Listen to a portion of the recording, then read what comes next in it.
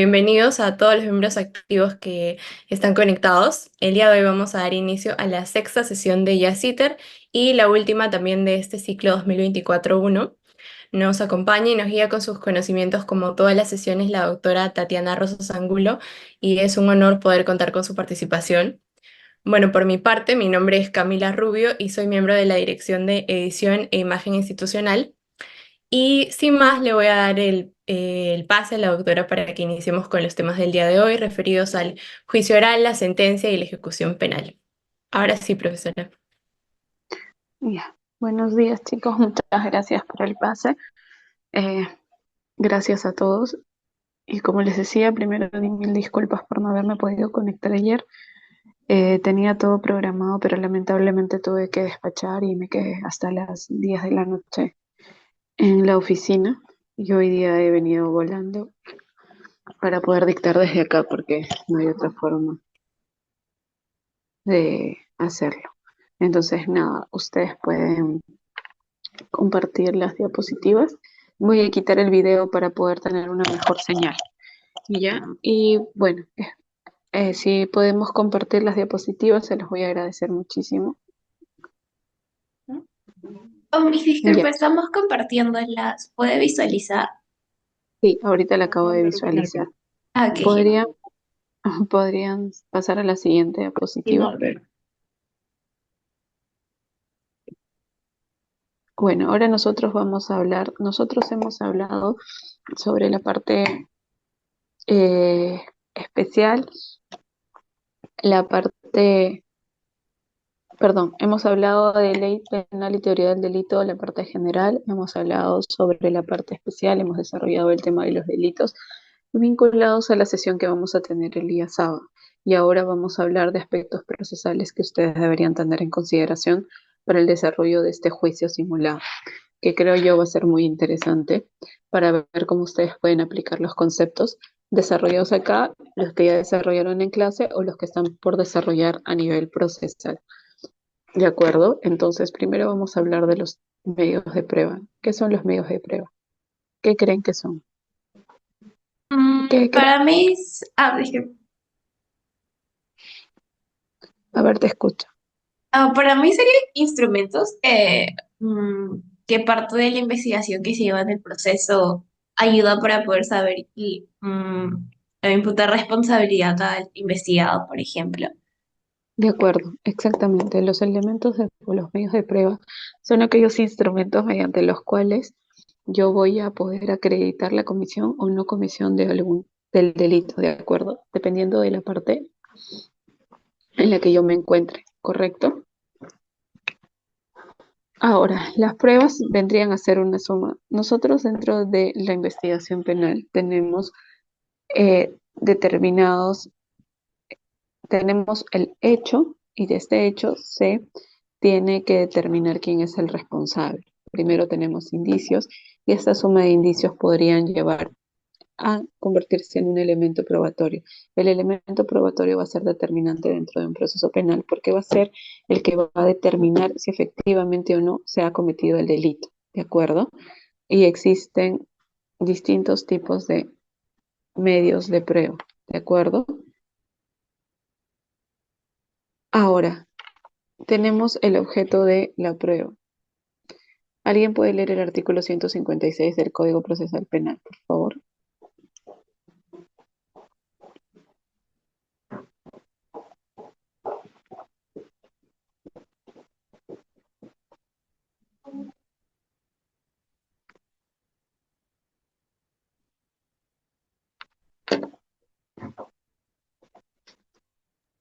Yo lo puedo leer, Miss.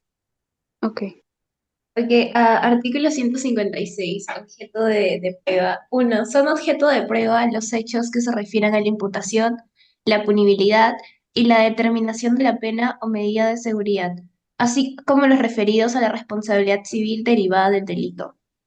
Dos, no son objeto de la prueba, no son objeto de prueba las máximas de la experiencia, las leyes naturales, la norma jurídica interna vigente, aquello que es objeto de cosa juzgada, lo imposible y lo notorio.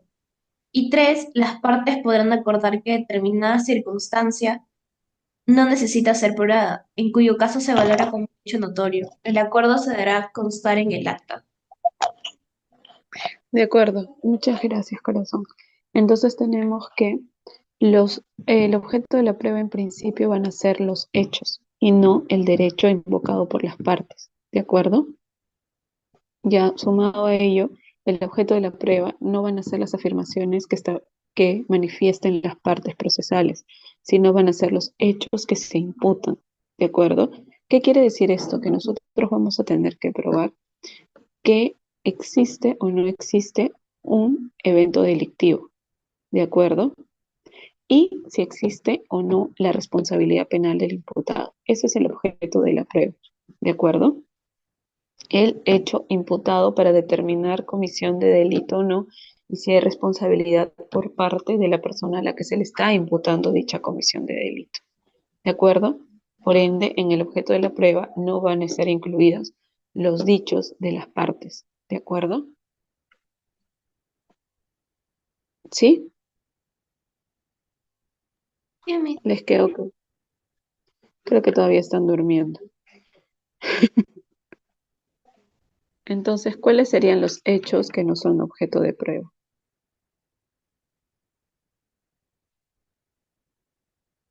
La máxima de la experiencia, por ejemplo. Que creo que es en base a la experiencia del juez, ¿verdad? Perdóname, corazón.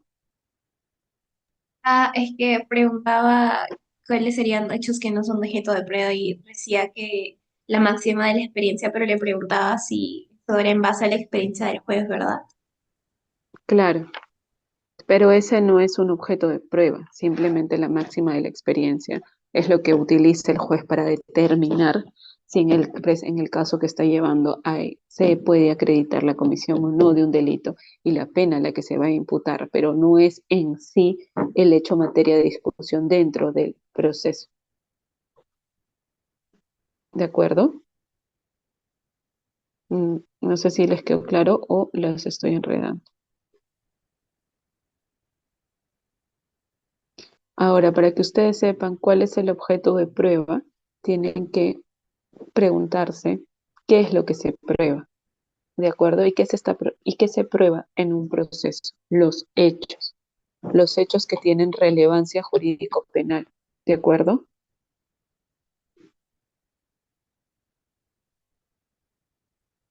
Por ende, el objeto de prueba, ¿qué es lo que va a hacer? No solamente el hecho a materia de discusión o si este hecho es pasible de ser sancionado penalmente y si corresponde imputárselo a la persona que está como sujeto activo dentro del proceso, sino además el objeto de prueba me va a demostrar imputabilidad, punibilidad, determinación de la pena y responsabilidad civil. ¿De acuerdo? Y por ende, ¿qué no va a ser objeto de prueba? Aquello que no es conducente de probar realidades. Como tú señalaste, máximas de la experiencia, leyes naturales, norma jurídica interna vigente, lo que es objeto de cosa juzgada, lo que es imposible y lo que es notorio. ¿De acuerdo?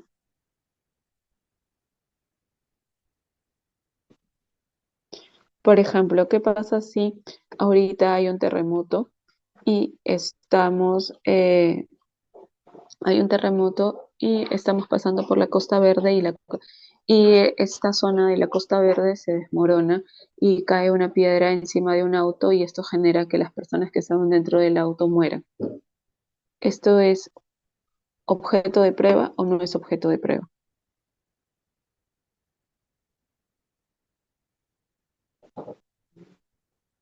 No sería un objeto de prueba porque este no es un hecho de relevancia penal, porque es un hecho o un acontecimiento efectuado por la ley de la gravedad a consecuencia del sismo o del desmembramiento esta, de esta parte de la Costa Verde, ¿de acuerdo? Sería distinto si, por ejemplo, Georgette mata a Valeria de un balazo y Valeria muere automáticamente. Ahí sí hay un hecho relevante que demostrar, ¿de acuerdo? Y ahí hay un responsable al que atribuirle esta comisión del delito, ¿de acuerdo? ¿Les queda claro o no les queda claro?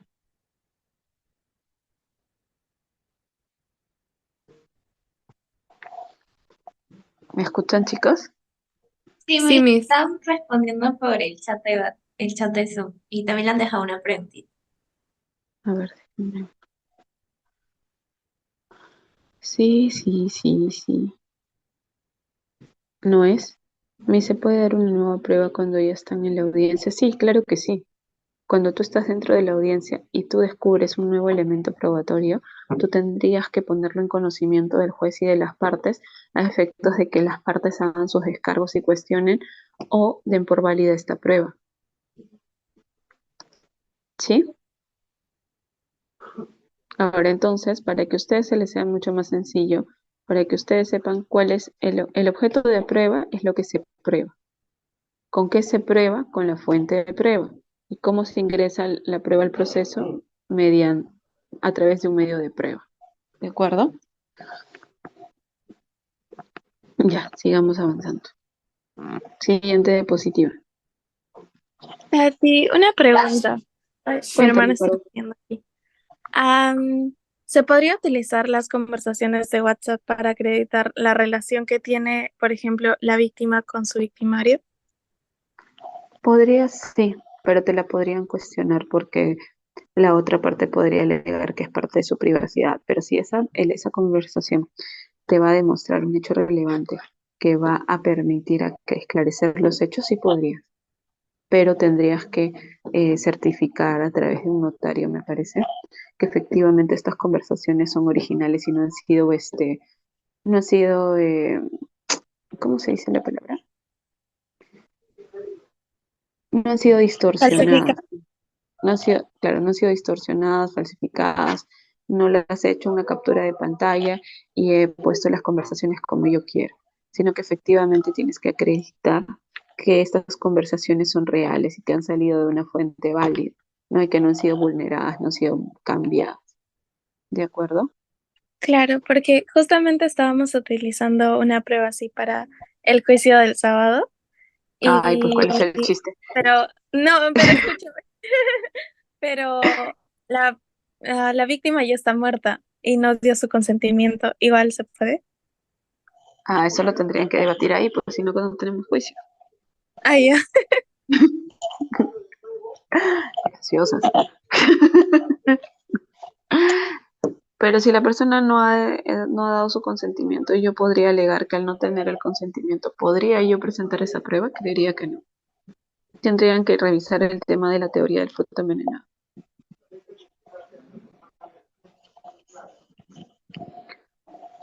Ahora, en cuanto a la confesión, ¿qué tenemos? ¿Qué es la confesión? Es cuando la persona admite la responsabilidad de los hechos en materia de proceso, ¿de acuerdo? Por ejemplo, en simple, una persona que en los casos cuando yo veía temas de acciones de fiscalización, ya por ejemplo, habían choferes que para que no se les imponga la infracción y sus vehículos no sean llevados a depósito, ¿qué hacían? Se acercaban al fiscalizador con sus papeles y debajo de los papeles le ponían 100 soles. ¿No? Entonces inmediatamente el fiscalizador ponía en conocimiento de la policía y detenían en automático al chofer.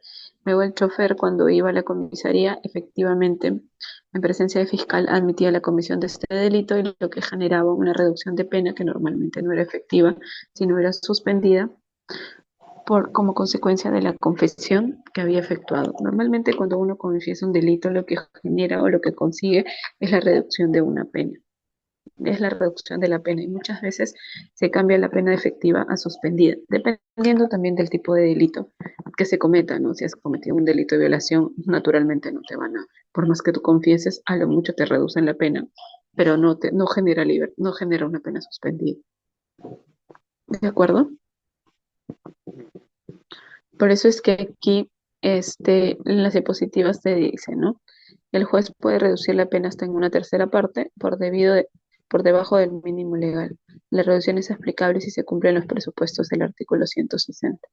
Ahora, no es que yo eh, pueda, no es una confesión cualquiera, sino, o sea, no es que yo agarre y diga, ay, sí soy responsable, no, sino que efectivamente tú tienes que eh, admitir de forma voluntaria la responsabilidad de los hechos materia de imputación.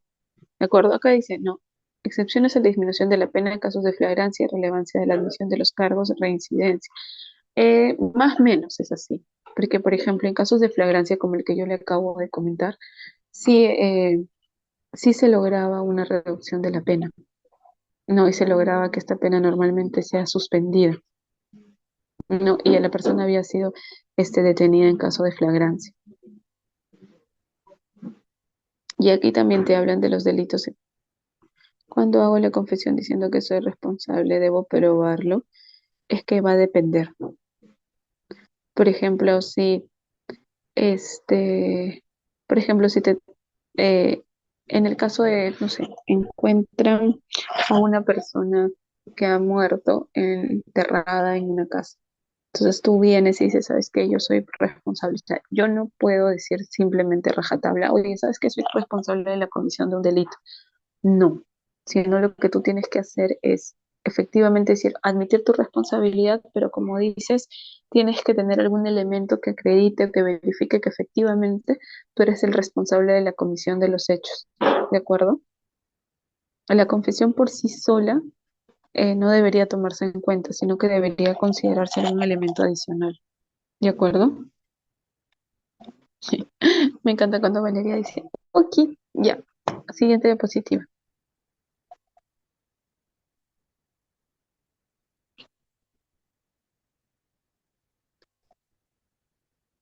Ahora, ¿cuál es la diferencia entre la confesión y el testimonio? El testimonio es aquella declaración que va a contribuir con el esclarecimiento de los hechos en materia de proceso. La confesión es la admisión de responsabilidad de los hechos en materia de proceso. Esa es básicamente la diferencia, ¿de acuerdo? Ahora, ¿yo puedo eh, abstenerme de declarar mi testimonio? Sí, puedo abstenerme. ¿Estoy obligado? Más o menos, ya. Pero ¿quiénes pueden abstenerse? Por ejemplo, las personas inimputables, las inhábiles o las que están impedidas por cuestiones específicas. Por ejemplo, yo no podría no podría efectuar una declaración testimonial respecto de hechos que se le imputen a mi hermano, o a mi hijo, o a mi esposo. Yo en ese caso yo puedo abstenerme de declarar, ¿de acuerdo? Ahora, ¿cuáles son las obligaciones del profesor? Entonces la confesión no siempre es tan relevante como para dar paso a un veredicto. No, la confesión sí es relevante para dar paso a un veredicto. Cuando yo confieso, admito la responsabilidad de comisión de delito, yo voy, el juez va a dar un veredicto, pero no basta con, o sea, lo que quiero que entiendan es que, ¿qué pasa si, por ejemplo, yo digo yo confieso que cometí un delito y en realidad lo cometió Valeria? Yo solamente lo estoy haciendo para eximir de responsabilidad a Valeria. Porque bueno, Valeria es joven, está empezando su carrera y no quiero que se vaya 20 años a la cárcel. Yo soy buena gente y me estoy inmolando. ¿De acuerdo? Entonces, tiene que ir acompañado de un elemento adicional que efectivamente acredite que esta persona que está admitiendo su responsabilidad no es efectivamente quien cometió el hecho en materia de proceso. No tiene que haber una conexión, algún elemento que lo conecte a él. ¿De acuerdo?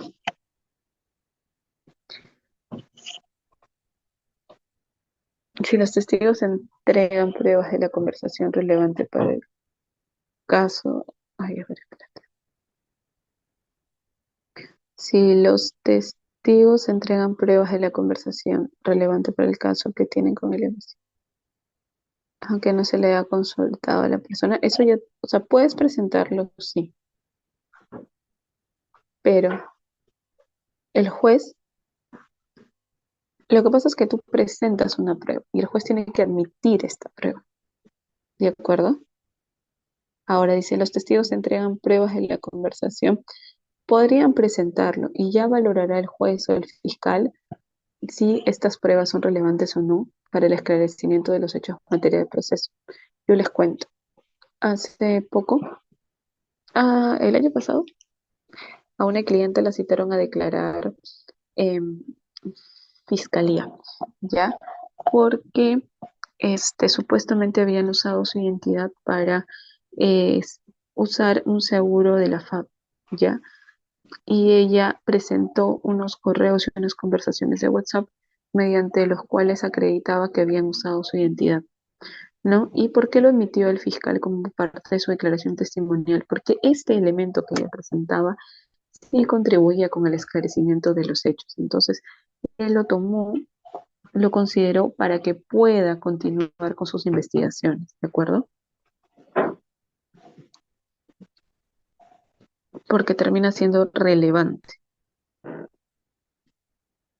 Claro, no habría problema de admitirlo, pero va también en el marco de lo que el juez considere relevante, ¿de acuerdo? Sigamos con la siguiente diapositiva, chicos.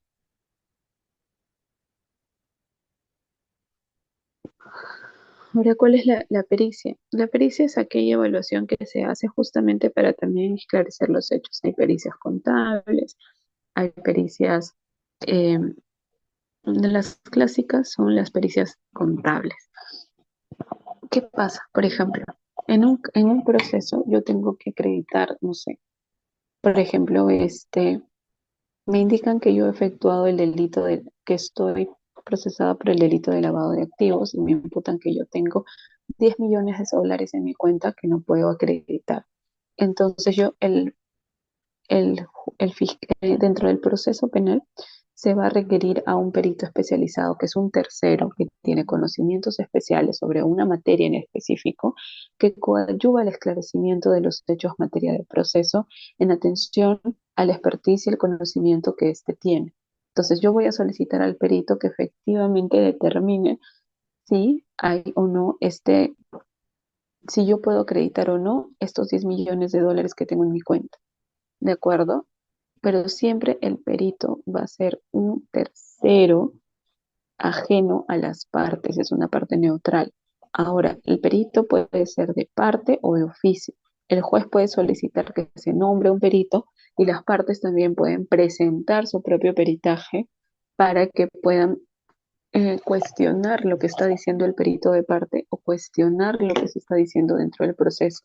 Si tanto el, se designa un perito de parte como de oficio y ambos tienen veredictos distintos, lo que se va a hacer es un debate pericial y el juez valorará quién tiene la razón y qué elementos que han presentado cada uno de los peritos es relevante para acreditar la comisión o no comisión del delito en materia de proceso. ¿De acuerdo?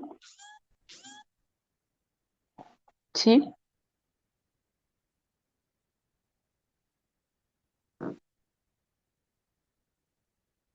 Sí. Sigamos. Siguiente diapositiva, por favor.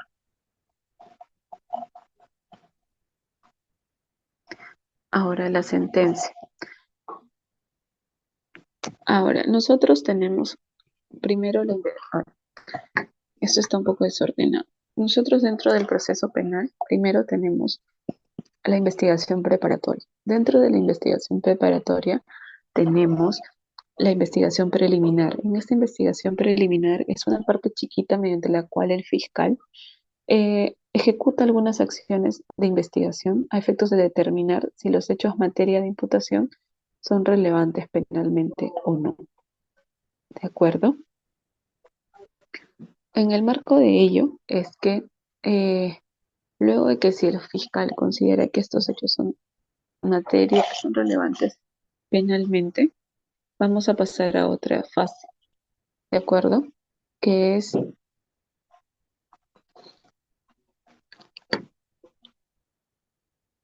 se me fue un ratito, perdónenme. Primero yo tengo la investigación preliminar, luego voy a la investigación preparatoria, en donde yo voy a determinar o no si los hechos materia de proceso ameritan o no pasar a juicio, o si puedo plantear una terminación anticipada, eh, pues ya tengo todos los elementos relevantes. Entonces, si amerita continuar con el proceso, yo paso a la etapa intermedia, que es en donde yo voy a actuar los medios probatorios.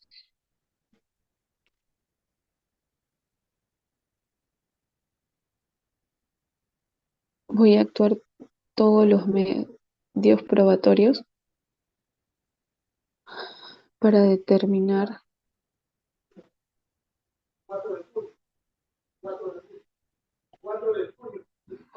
si existe o no comisión de delito. ¿Qué quiere decir? El fiscal va a recabar todos aquellos elementos de convicción para determinar si amerita o no pasar a juicio.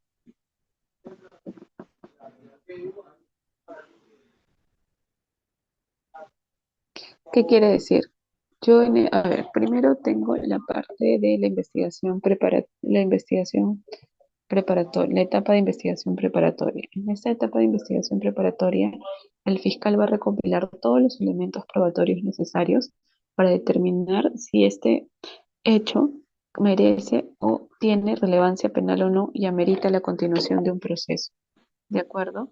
Dentro de la etapa y en esta etapa de investigación preparatoria solamente va a intervenir el fiscal con las partes. ¿De acuerdo? Luego, si el fiscal decide formalizar la denuncia, pasamos a la etapa intermedia. Esta etapa intermedia va a estar a cargo del juez. ¿De acuerdo? Y esta etapa va a comprender todos aquellos actos relativos a si sobreseo, acuso o me voy a audiencia preliminar o emito un auto de enjuiciamiento. ¿Qué quiere decir? Si el juez revisa el caso y dice, ¿sabes qué? Aquí no hay ningún hecho relevante, penalmente relevante, sobreseo, ¿qué quiere decir? Archivo el caso. Pero, sin embargo, el juez también puede decir, ¿sabes qué? Aquí sí hay un hecho relevante penalmente y lo que hago es acuso para pasar a la etapa de juicio. O también puedo pasar a una audiencia preliminar en la que voy a escuchar a las partes y determinar si amerita o no pasar a juicio o archivar el caso. ¿De acuerdo? O emito el auto de enjuiciamiento, que quiere decir que yo voy a emitir un documento en el cual digo, si sabes que los hechos en materia de proceso se ameritan ir a juicio. ¿De acuerdo? Es ahí donde nos encontramos en la diapositiva, el juicio. ¿Sí?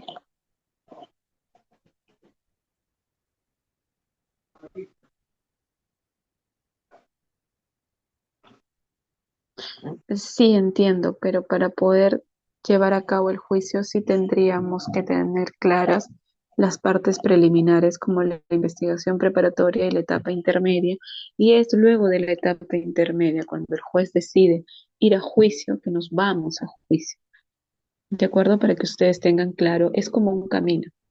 La primera etapa es la investigación preparatoria. Dentro de la investigación preparatoria nos encontramos la investigación preliminar. Luego de que pasamos por la investigación preparatoria, vamos a una etapa intermedia. En la etapa intermedia defino, ¿de acuerdo? Defino qué voy a hacer con el caso.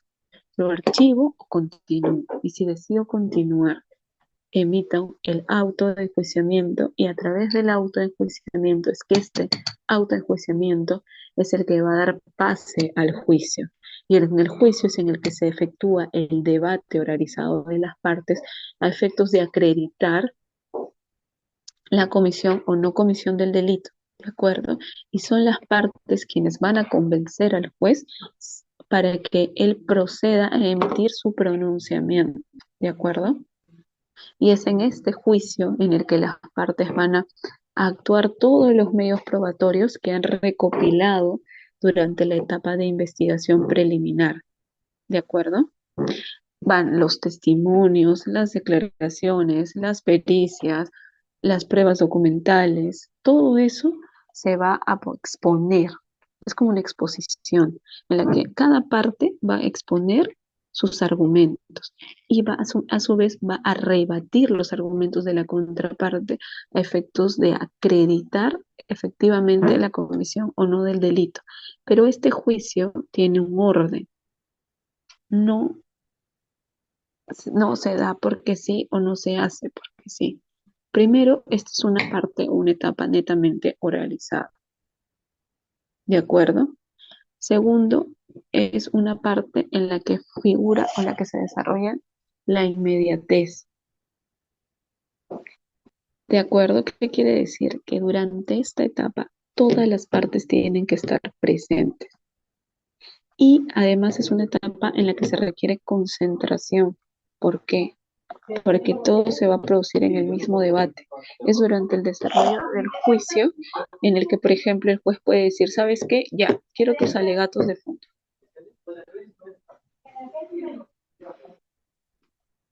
Y es en el momento en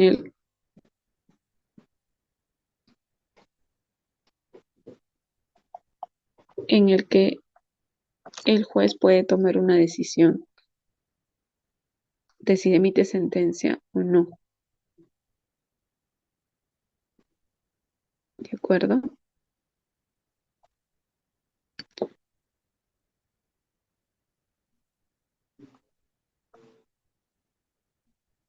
A ver, ¿qué dice acá?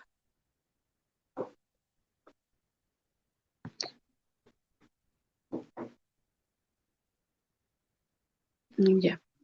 Ahora, respecto del juicio, ¿cuáles son las etapas de juzgamiento? ¿Cuáles son los elementos importantes que ustedes tienen que tener en consideración, independientemente de lo que está colocado en la diapositiva?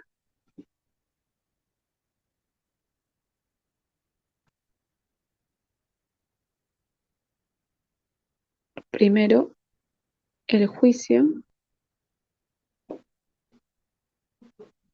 es, el juicio es público, ¿de acuerdo? La etapa de juzgamiento va a ser la fase de preparación y realización del juicio oral. ¿Y esta con qué finaliza? Con la emisión de la sentencia. ¿Cuál es la parte central del juzgamiento? El juicio oral, que es lo que nosotros vamos a tener. ¿De acuerdo? ¿Y cuáles son las características de esta audiencia? Primero, el juez va a ordenar el emplazamiento de todos los que deban concurrir al juicio. ¿Qué quiere decir esto? Va a citar al Ministerio Público, al imputado y al agraviado. ¿De acuerdo?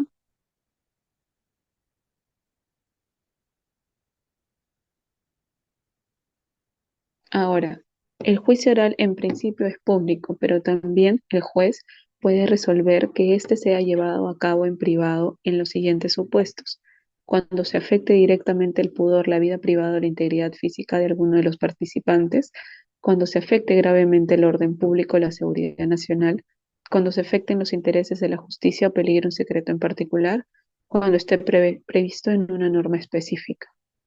¿De acuerdo? Pero la sentencia siempre va a ser pública, ¿de acuerdo? Salvo cuando el interés de menores exija lo contrario.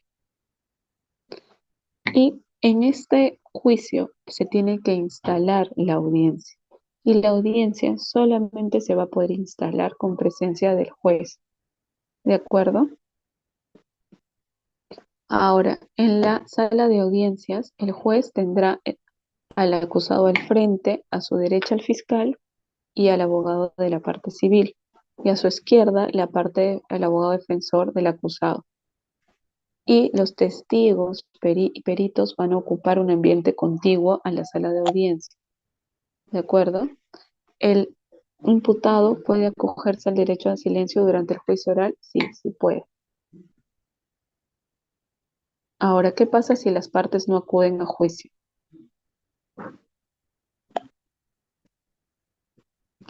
¿Qué pasa? Si la defensa o el acusado no acude en más de dos ocasiones, perdón, tres audiencias, se le excluye de la defensa. ¿Qué quiere decir? El acusado no tendrá la oportunidad de poder defenderse dada su continua ausencia del juicio. ¿De acuerdo?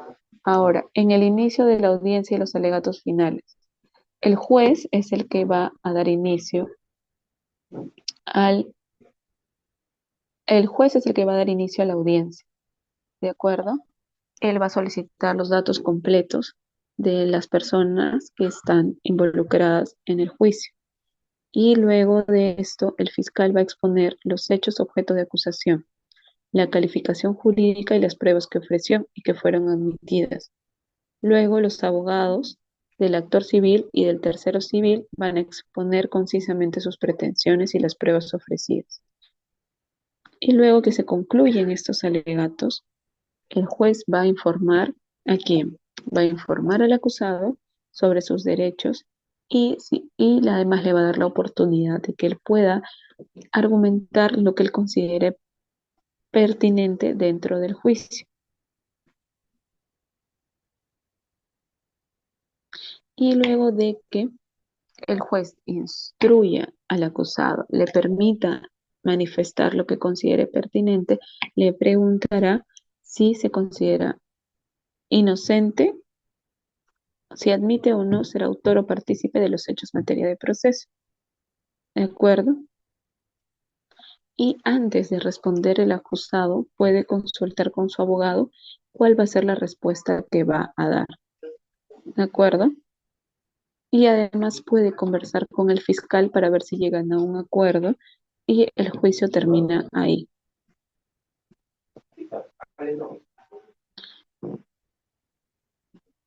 Ahora, si por ejemplo el acusado admite responsabilidad pero no está de acuerdo con la pena que se le impone en la reparación civil, él puede negociar con el fiscal al respecto.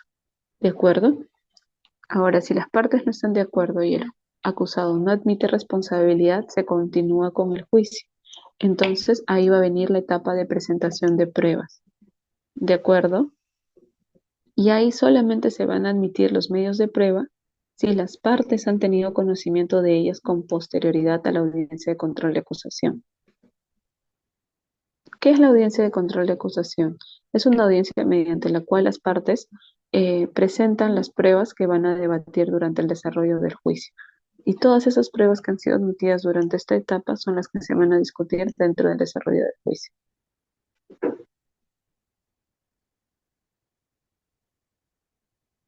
¿Sí? ¿Les está quedando claro o los he confundido?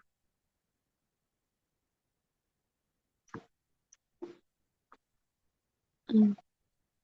Pasa a la siguiente diapositiva, por favor. Una preguntita. Cuéntame. Entonces, esta audiencia de control de acusación sería ya superada la etapa preliminar, ¿no? O preparatoria. Claro.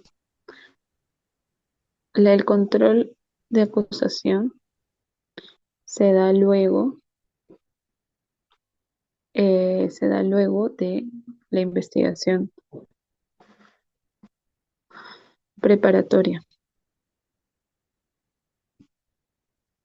Se da en la etapa intermedia. Acuérdense, investigación preparatoria, etapa intermedia. Dentro de la etapa intermedia yo tengo la etapa de control de acusación. Si yo determino dentro del control de acusación que amerita ir a juicio, voy a juicio. ¿De acuerdo? Y en el juicio es en donde lleva a cabo el debate entre las partes. ¿De acuerdo? Este debate entre las partes es batuteado por el juez y cada parte, y hay un orden para que cada parte exponga eh, sus argumentos, pero primero, antes de empezar el juicio como tal, el juez va a emplazar al acusado para que determine si él es inocente, si admite o no responsabilidad en los hechos materia de proceso. Si él admitiera esto, va a negociar con el fiscal la pena en la reparación civil y ahí se acaba el juicio. De no admitir responsabilidad o de no llegar a un acuerdo con el fiscal, se continúa con el juicio. ¿De acuerdo?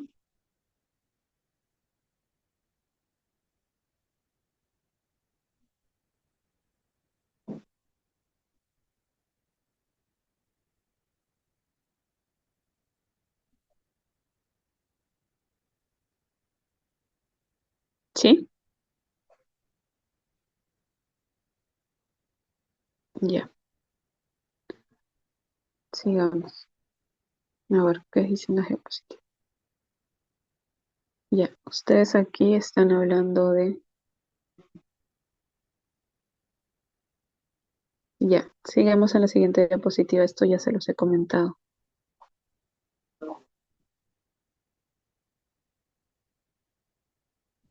Ujú. Eso también. A ver.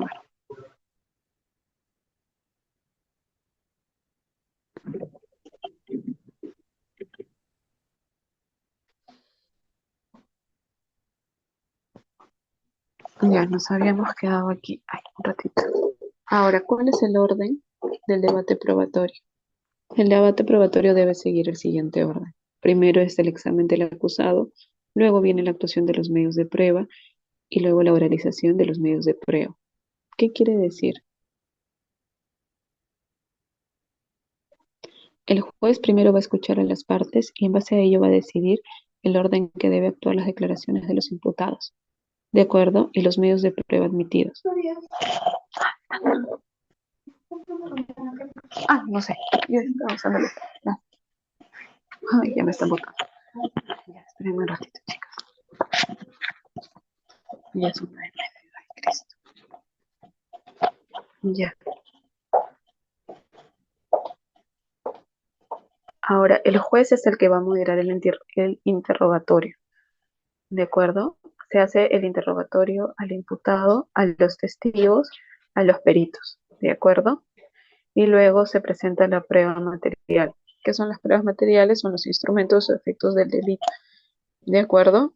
Y las pruebas materiales pueden ser presentadas tanto por los acusados, los testigos y los peritos durante sus declaraciones para que puedan contribuir con el esclarecimiento de los hechos o con la corroboración de los mismos. ¿De acuerdo? Luego de que se hace todo esto, se toma la declaración del imputado, de los testigos, de los peritos, se presentan las pruebas en juicio. Las partes van a presentar sus alegatos finales. ¿Qué quiere decir? Van a hacer un alegato de cierre mediante el cual van a sustentar su postura. La postura de sentenciar o que sea declarado inocente la persona imputada. ¿De acuerdo? Primero el fiscal va a dar sus alegatos finales y luego el actor civil y luego el tercero civil y finalmente el defensor del acusado. Y también el acusado puede autodefenderse. ¿Quiénes son los actores civiles y el tercero civilmente responsable? Son aquellas personas que van a resarcir el daño. Por ejemplo, eh, son aquellas personas que están involucradas dentro del proceso para resarcir el daño ocasionado por el imputado. Por ejemplo, ¿qué pasa si un chofer de la flota de El Chama atropella a una persona y la mata? El chofer va a ser procesado por el delito de homicidio, pero adicionalmente esta persona, las familiares de la persona que ha muerto van a ser reparados económicamente. Entonces se compromete a la empresa dentro del proceso, se la incluye para que ellos puedan ayudar con esta reparación civil, dado que el chofer trabajaba para la empresa de transportes CHAM. ¿De acuerdo? Y finalmente, luego de que las partes han brindado sus alegatos, el juez va a deliberar y va a determinar si declara inocente o si declara inocente o responsable al acusado. ¿De acuerdo? Y va a emitir su sentencia. Y puede ser una sentencia absolutoria o puede ser una sentencia condenatoria. ¿De acuerdo? Y ahora, si es una sentencia condenatoria, puede ser suspendida o efectiva. ¿De acuerdo? Adicionalmente a ello, cuando las partes no están de acuerdo con la sentencia, pueden apelar la misma y será el superior jerárquico el llamado a resolver esta apelación. Bueno, ¿de acuerdo? Eso es básicamente el desarrollo de un proceso penal visto de manera rápida. Habría sido importante que podamos desarrollar las etapas previas para que puedan entenderlo mejor, pero bueno, eso es básicamente lo que tenemos ahí. No sé si ustedes tienen alguna duda, alguna consulta.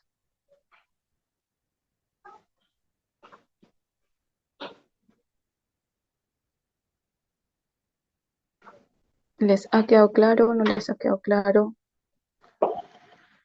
Los escucho. Creo que ya se durmió. Sí, Miss, claro. Tenía una pregunta sobre, ¿nos podría enseñar cómo preparar la teoría del caso en caso de ser el abogado defensor o los alegatos de inicio y los alegatos? Y ya, lo que sucede acá es lo que tú primero tendrías que... Tú tienes una acusación contra el imputado, ¿no es cierto? Entonces, lo que tú tienes que hacer es desvirtuar esta acusación.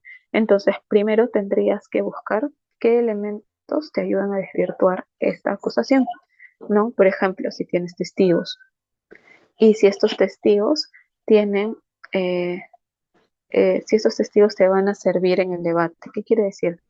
Por ejemplo, no puede ser una persona que tenga antecedentes penales, que no tenga una buena reputación, ¿de acuerdo? Segundo, tienes otros elementos de pruebas, no sé, videos, conversaciones, cartas, documentos o algo al respecto. Tercero, tienes algún, dependiendo del caso, certificado médico, constancia, no sé, si es una persona que ha sido agredida previamente, tienes las constancias de la policía, los ingresos al médico que acrediten estas agresiones, ¿no? Tercero, ¿tienes alguna, am, qué otro elemento más? Entonces, todos esos elementos tú tienes que sumarlos y acumularlos e indicar, ¿no? Por ejemplo, a Valeria se le acusa de haber matado a Georgette a las 3 de la mañana con un arma de fuego con 3 balazos, ¿no? Pero resulta que tú no tienes que cuando te hacen las pruebas para ver si has disparado un arma, no tienes ningún elemento, no tienes rasgos de pólvora en las manos. Ya, ese es un elemento a tu favor. Resulta que donde supuestamente murió Georgette había una cámara. Has solicitado las imágenes de la cámara que acrediten que efectivamente tú estabas ahí. Entonces, todos esos elementos tú los tienes que sumar y decir en el juicio, ¿no? Conforme a lo declarado por la testigo, se tiene que Valeria se encontraba en su casa durmiendo. Y esto se acredita con la cámara. Y esto es complementado con las imágenes de video de que están juntos, justo frente a su casa. Sumado a ello, al momento de que ocurrieron los hechos, no se acredita que se acredita mediante cámara que ella no se encontraba. Segundo, no tiene rastros de pólvora en las manos que acrediten la comisión de un delito. ¿Me entiendes? Entonces, el argumento de defensa es es una suma de elementos que acreditan la inocencia de la persona. Entonces, es así como tú lo tienes que armar, ¿no? Tú tienes que decir, le están alegando, le están imputando A, B, C, pero A, B, C se desvirtúa por CDE, conforme se ha actuado durante la investigación preparatoria. Entonces, con eso y doctrinariamente también tendrías que indicar, ¿no? Que la imputación establece A, B, C, pero en la doctrina se establece D, E, F. Por ende, tanto en los temas fácticos como jurídicos no se acredita la comisión de delito. ¿De acuerdo? Eso es más o menos el argumento que tendrías que tú hacer. Pero en tu teoría del caso, tú primero tendrías que partir por una pregunta. No qué es lo que tú quieres probar, qué es lo que tú quieres demostrar. Y es esa pregunta la que te vas a responder usando todos los elementos de prueba que hayas recopilado durante el desarrollo de la investigación. Sí, sí se puede. Se puede determinar si ha habido rastros de pólvora en las manos. Y justamente ese es el elemento importante porque por más que tú dispares, quedan unos días para determinar si efectivamente quedas o no con rastros de pólvora. No sé si tienen alguna otra consulta.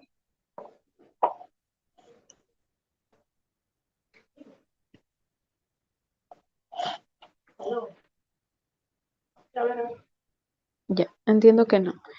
Pero sin perjuicio de ello, si tienen alguna consulta o alguna duda, a través de Valeria de Georgette me las pueden hacer llegar y el día del juicio podemos hacer una sesión rapidita con los conceptos más relevantes y para empezar el juicio, ¿les parece?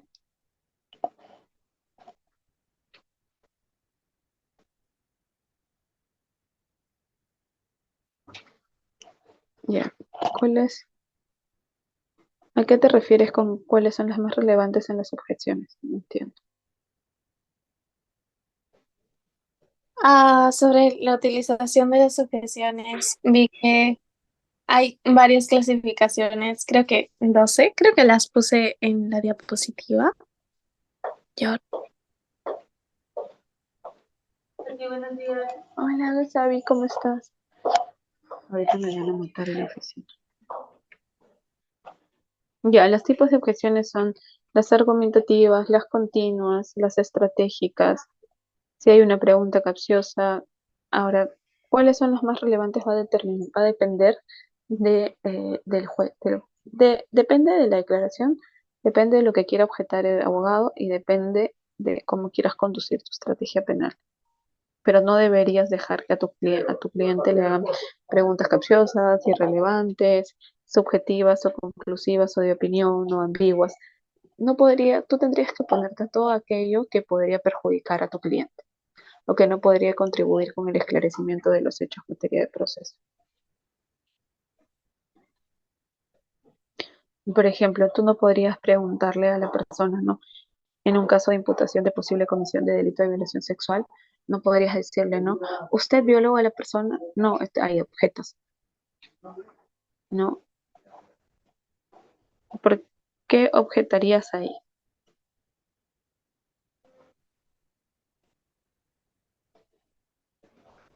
¿Por qué creen que se objeta ahí?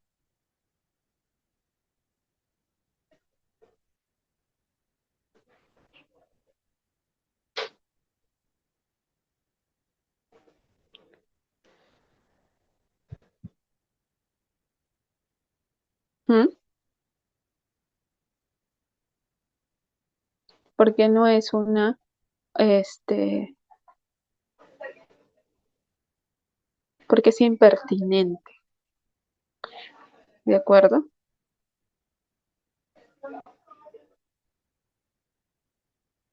Y aparte también es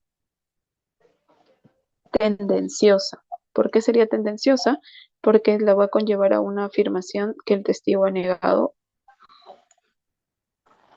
¿de acuerdo? Perdón, que la persona ha negado, ¿sí?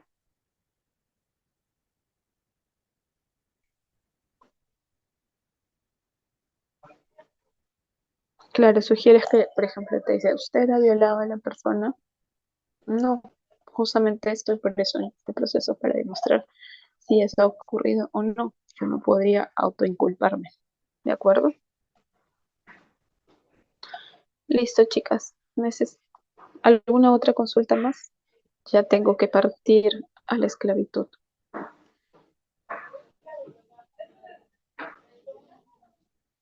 Listo, chicos. Los veo el día sábado a las 3 de la tarde.